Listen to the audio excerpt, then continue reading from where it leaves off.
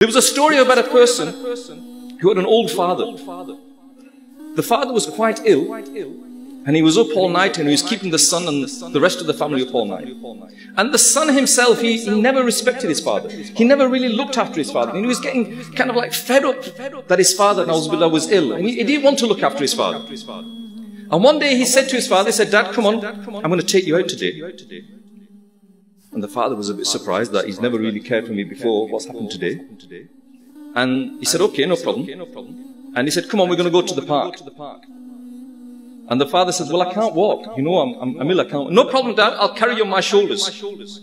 So the son was shocked that this son of mine, you know, he's never really cared for him. Now he's willing to carry me on the shoulders.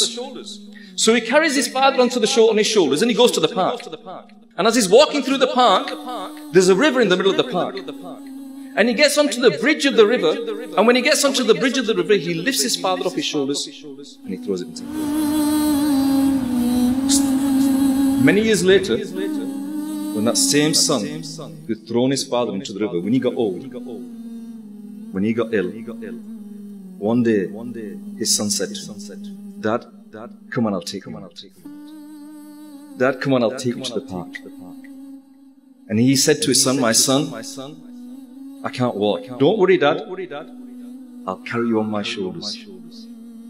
And as that person who'd thrown his father into the river was now on the shoulder of his son, as he was going to this park and he was going towards the river, he said to his son, "My son, I know what you're going to do."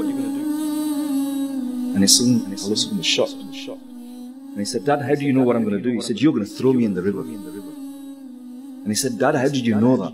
How do you know that I'm going to throw you in the river?" And he says, "Because I did that same thing to my dad." Now the son, he realized the error of his ways and he took his father home and he cared for him.